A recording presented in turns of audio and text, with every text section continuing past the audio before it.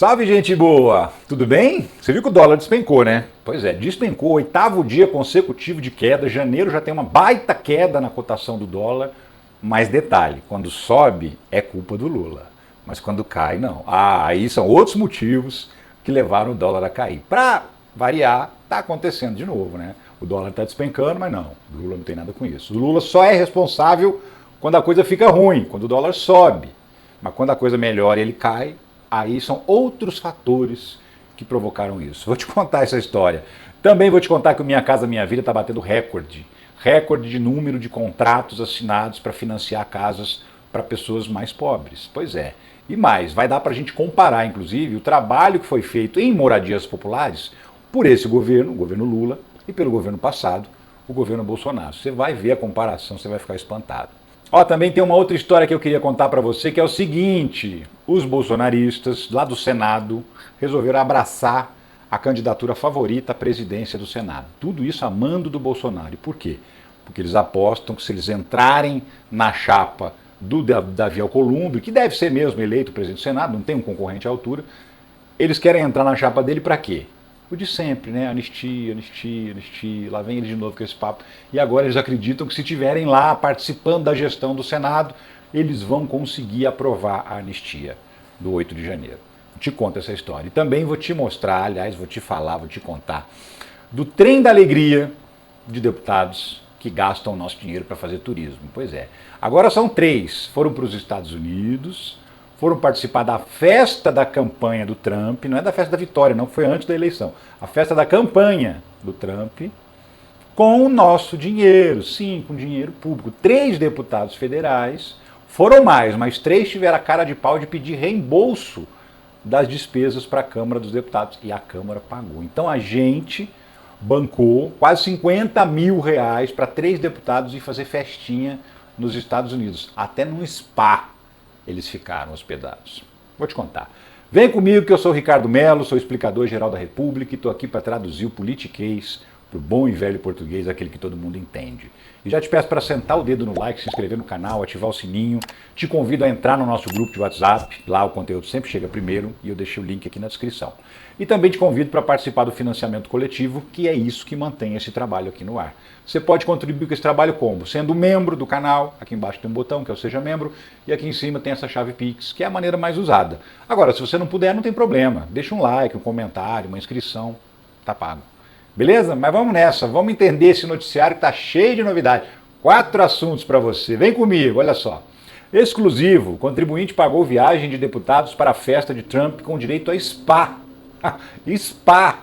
Veja valores. Pois é, o Diário do Centro do Mundo publicou essa reportagem do Vinícius Segala, que conta detalhadamente como é que é essa história. Quem são esses deputados? O que foram fazer nos Estados Unidos? Então, de útil, de produtivo, de interesse do Brasil, nada. Mas de interesse deles, tudo. Eles foram participar de eventos da campanha eleitoral do Donald Trump. Festinha. Festinha.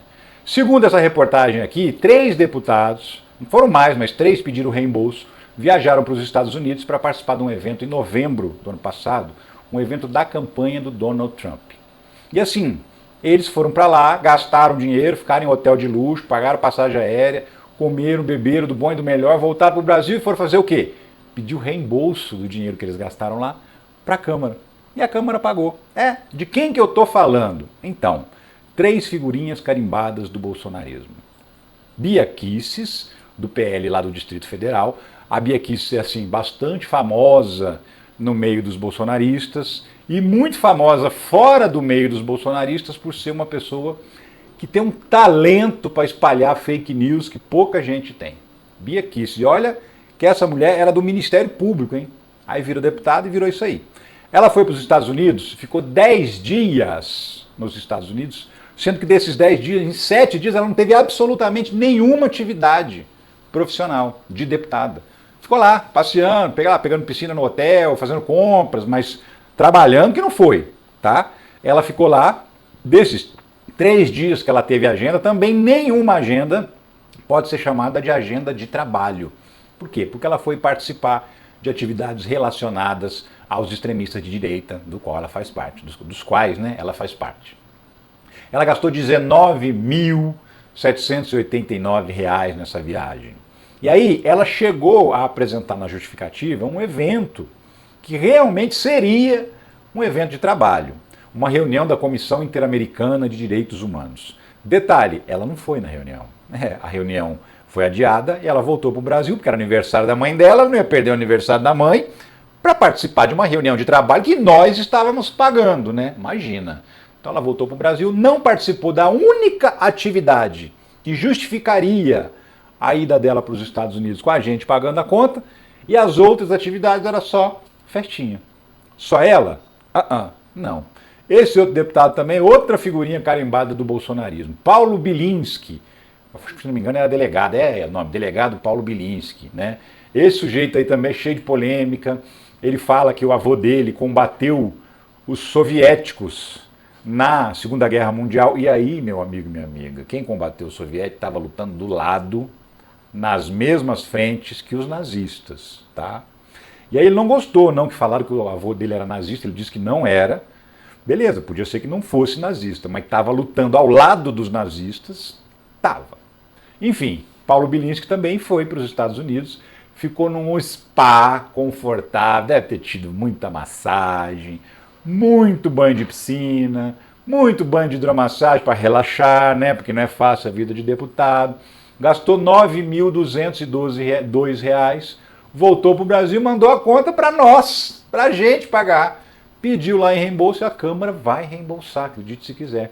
E o terceiro deputado, também bolsonarista, tudo bolsonarista, Rodrigo Valadares, do União Brasil de Sergipe, sujeito ali do Centrão, mas do Centrão bolsonarista.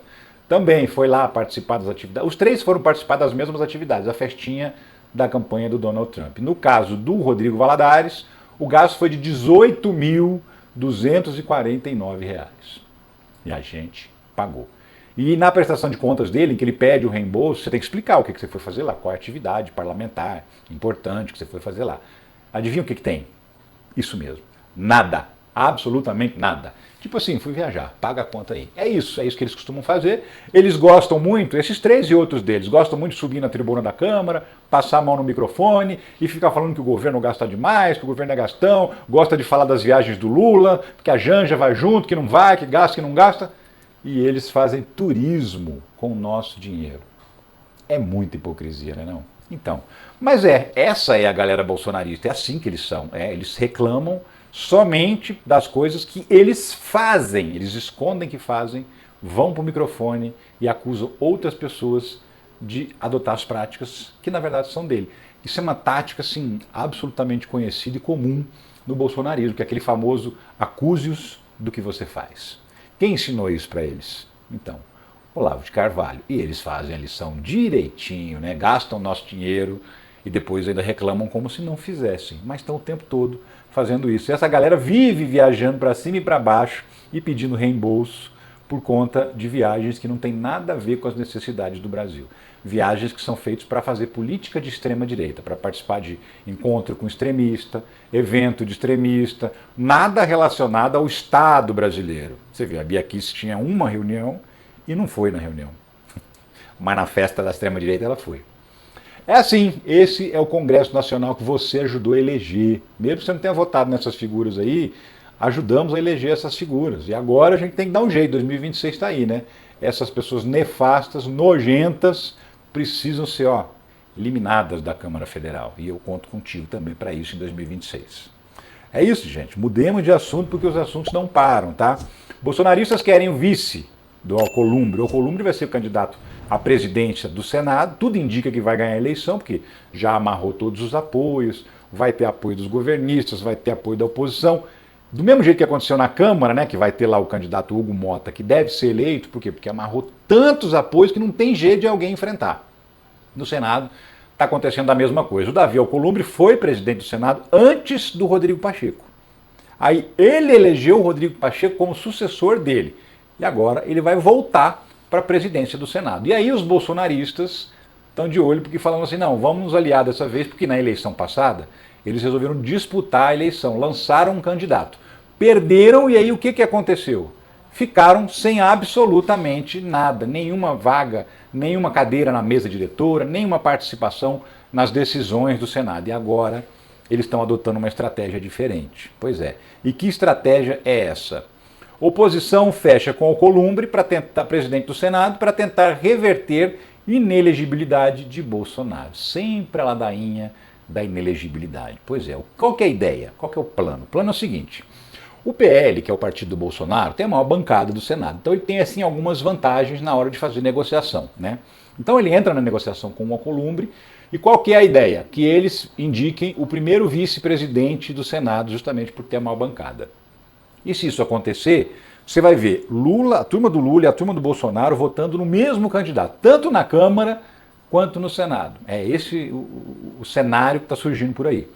E aí o Davi Alcolumbre vira presidente, vai ter um vice-presidente do PL, sei lá quem, mas vai ter, que eles vão indicar, e aí é que entra o jeitinho que o Bolsonaro quer dar. Bolsonaro diz que quer aliado como vice do Senado para pautar a anistia em ausência de Alcolumbre. Então, assim, quem pauta o que vai ser votado, tanto na Câmara quanto no Senado, é o presidente. Está na mão dele, ele abre a gaveta, tira o projeto e fala, vou pautar esse. Ah, esse aqui eu não vou pautar não, vou guardar. Está na mão dele a decisão. Então, tem essa dificuldade grande de achar alguém disposto a pautar o projeto da anistia, tanto para os invasores lá do 8 de janeiro, quanto futuramente para o Bolsonaro, que vai ser condenado, isso é certo, né? Então ele aposta nessa possibilidade de anistia. Uma aposta meio furada, porque golpe de Estado não dá direito à anistia, né? Então mesmo que Senado e Câmara aprovem o projeto da anistia, o próprio Supremo Tribunal Federal tende a derrubar essa decisão. Por quê? Porque golpe de Estado não permite que essas pessoas tenham anistia. Mas de qualquer maneira, está na luta política, é isso que eles querem, aprovar, depois discute, né? Depois briga, fala que está sendo perseguido e tal, mas o importante é aprovar. Então qual que é a ideia deles? Como o Alcolumbre não está ali assim com a cara de quem vai querer pautar esse projeto da anistia, o que eles fazem? No dia que ele estiver ausente, sei lá, um dia ele faltou, teve uma viagem, teve algum compromisso, não participou da sessão, o vice assume. E quando o vice assume, ele comanda a sessão. Inclusive pauta os projetos que vão ser votados naquela sessão. E aí, qual que é o plano do Bolsonaro? Bom, o nosso vice, assumindo num dia de ausência do Alcolumbre, ele vai lá e pauta o projeto da anistia. E aí a gente aprova. E isso é o que eles acham, né? Que eles acreditam. Eles estão falando isso, inclusive, pelo seguinte, eles dizem que em 2026 o bolsonarismo vai ter maioria no Senado. Essa é a aposta deles. Por quê? Em 2026, são 2 vagas por estado que são eleitas. Na eleição agora, em 2022, era um senador eleito. Agora, na próxima, elege 2, porque cada estado tem 3 senadores. Então, serão 54 senadores que serão renovados em 2026. E a aposta do Bolsonaro é que, pelo menos naqueles estados em que o bolsonarismo é mais forte, sul, centro-oeste, uma parte do norte, eles consigam eleger bastante senadores bolsonaristas. Tudo isso faz parte do plano de, quem sabe, um dia apresentar o impeachment do Alexandre de Moraes do Senado e ter maioria de votos para aprovar. Tudo faz parte do sonho bolsonarista de uma noite de verão, né? E não é só nisso que ele aposta, não. Ele está doido para disputar a eleição em 2026. Não vai, muito pelo contrário, vai estar até em cana. Porém, ele não desiste nunca, né? Bolsonaro aposta em apoio de Trump para disputar eleições em 2026. Ele falou o seguinte, que andou pedindo umas coisas para o Trump dar uma pressão aqui no Brasil, para ajudar ele e tal. Ele não falou exatamente o que ele disse para o Trump. Inclusive, na entrevista, ele falou, não vou contar o que eu pedi para ele, mas ele deixou no ar que o pedido era justamente esse. Me ajuda aí, que eu preciso ser candidato em 2026. Ele acha que o Trump vai pressionar o Brasil, vai pressionar a justiça brasileira para liberar o Bolsonaro para disputar a eleição. Vai esperando. Espera deitado o Bolsonaro, porque até sentado você vai ficar cansado, tá bom? É isso. Tem mais assunto para a gente tratar, viu? Seguinte, você viu que o dólar despencou, né? 8º dia consecutivo que o dólar está caindo. E agora, nesse mês de janeiro, já caiu bastante, já caiu 5%. Só nesse mês de janeiro. Aí a gente vai acompanhar o noticiário. O que a gente vê no noticiário? Culpa de quem? A queda do dólar. Não é do Lula. O Lula só é culpado quando o dólar sobe, quando é ruim. Quando é bom que o dólar cai, aí não é o Lula. É isso que a gente tem visto na imprensa econômica, até nem gosto de chamar de imprensa econômica, na verdade são economistas e banqueiros, funcionários de banqueiros que trabalham na imprensa, e falam que os banqueiros querem, mas beleza, vai, jornalismo econômico. Dólar fecha em 8ª queda seguida no menor nível desde novembro. O dólar fechou a 5,86, nessa quarta-feira, você se lembra, na virada do ano ali, chegou até a 6,20, foi um escândalo, e aí todo mundo falando, por que o dólar está subindo assim? Ah, porque o governo gasta demais, porque não tem controle, porque o fiscal, porque não sei o quê. Tudo culpa do Lula. E a gente estava aqui, eu aqui, inclusive nesse canal, explicando para você, olha, está acontecendo umas coisas nos Estados Unidos e são essas coisas que estão fazendo o dólar subir. Mas o jornalismo econômico, não, é culpa do Lula. Agora o dólar começa a cair. É culpa do Lula? Não, agora é justamente aquilo que eu falava no passado. São as coisas dos Estados Unidos que estão interferindo no dólar. Dá uma olhada. Na primeira reunião chefiada por Galípolo, Copom deve manter ritmo forte de alta e subir taxa de juros para 13,25%.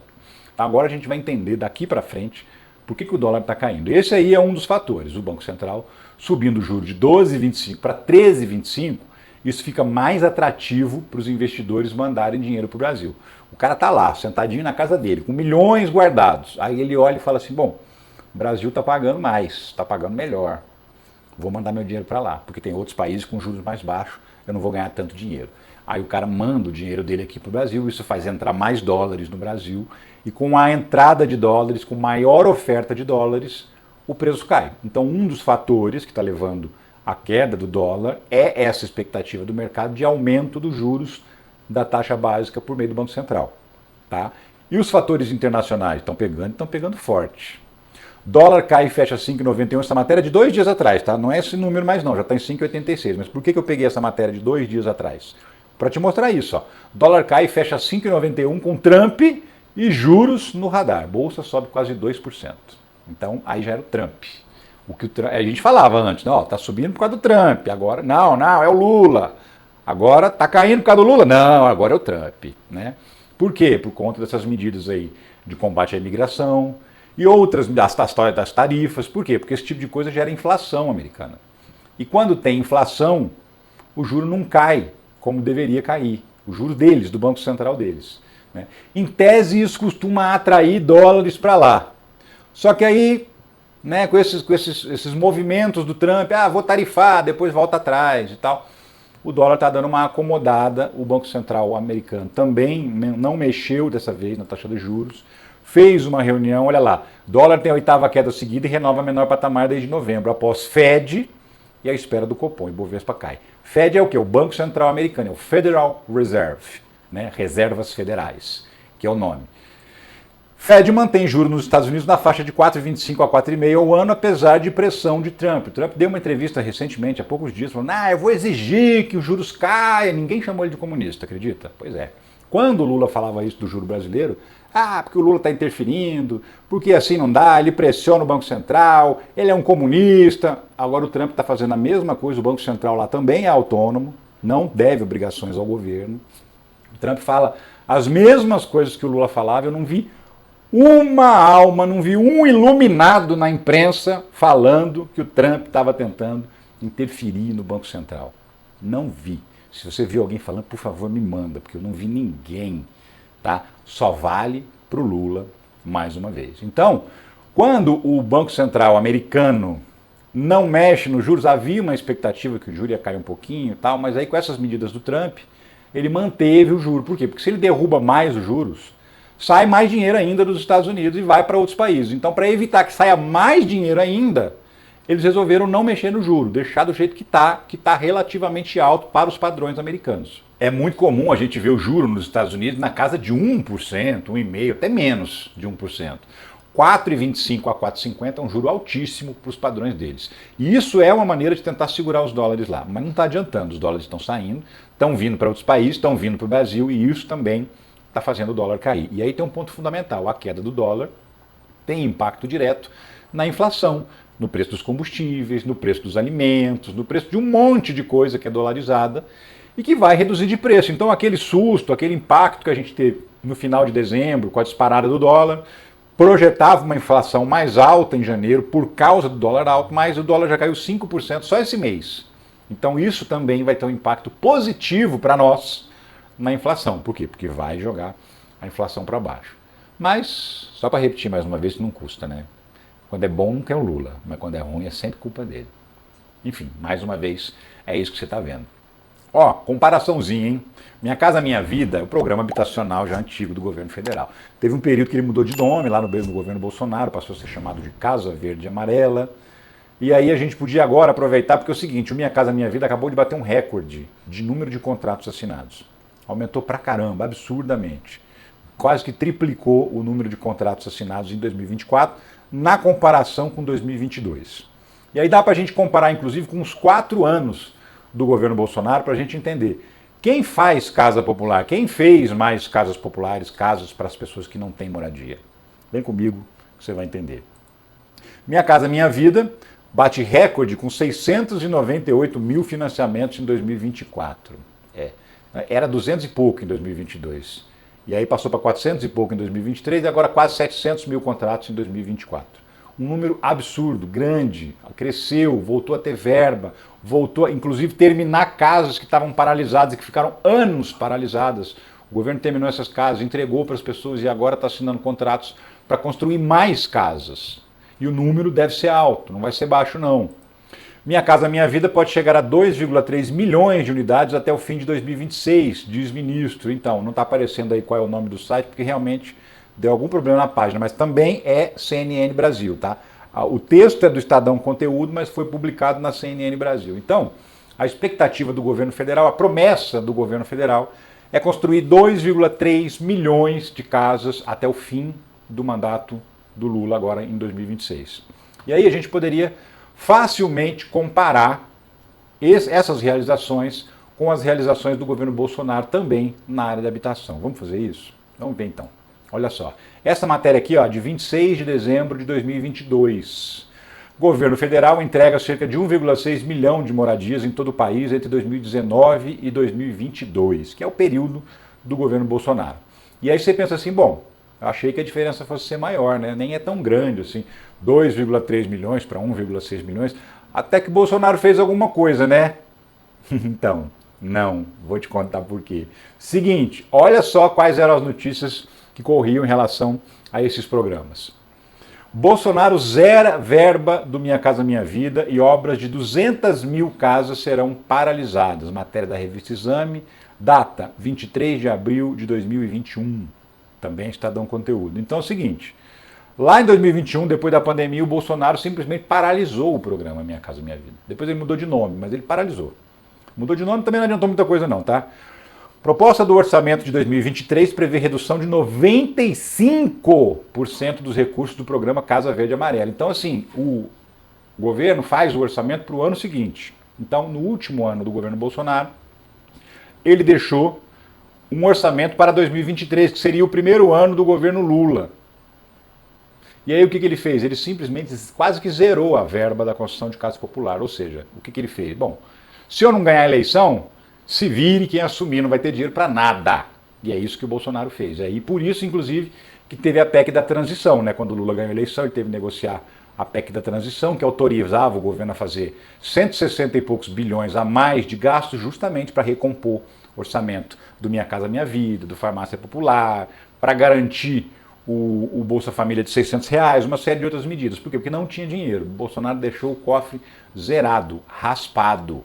E ainda não cheguei lá na parte da comparação, mas agora eu chego. Olha só.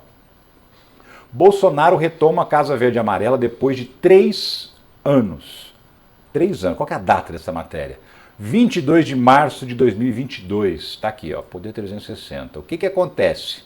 Bolsonaro, quando assumiu a presidência, simplesmente parou de construir casas populares. Ficou 3 anos sem assinar um contrato para a construção de casas populares. E essa matéria fala aqui, foi só chegando o ano da eleição, apareceu um jeito de arrumar dinheiro para fazer casa. Mas olha só, o governo de Jair Bolsonaro retoma a construção do programa Casa Verde e Amarela, que substitui Minha Casa Minha Vida. Em ano eleitoral, pretende investir 740 milhões em 2.450 casas. Isso aqui que é o mais importante, ó.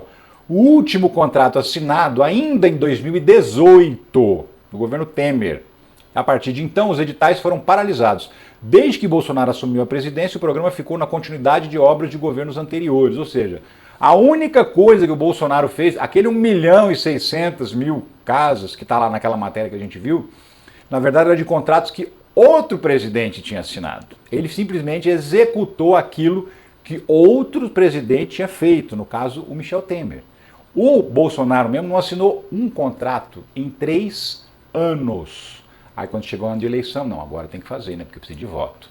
E aí virou aquela farra do boi, né? Auxílio para tudo quanto é coisa, auxílio, até empréstimo consignado para quem tem Auxílio Brasil, para não precisar pagar, ele liberou. Foram 300 bilhões de reais em gastos para tentar ganhar a eleição e retomou, inclusive, o Minha Casa Minha Vida para ver se conseguia conquistar um votinho aí também nessa questão da moradia popular. Mas ele passou praticamente o governo inteiro assim, ó, de braço cruzado. E não só em relação à construção de casa, né? De braço cruzado ele passou o governo inteiro, ou fazendo motociata, ou cochilando no Palácio do Planalto. Trabalhar que é bom nada, né? Então tá aí. Essa é a comparação. Ah, ele fez 1.600.000 casas? Não, não fez 1.600.000 casas que estavam compradas já estavam negociadas e acertadas desde o governo Temer. Por iniciativa do governo Bolsonaro, não foi feito nada. Nada. Entendeu? Aí o Lula assumiu, retomou o programa e o programa agora está chegando aí a quase 700.000 casas. Só nesses 2 primeiros anos já foram 1.200.000 imóveis feitos pelo Minha Casa Minha Vida. Quase o mesmo número que aquele número lá do 1.600 de 4 anos do Bolsonaro.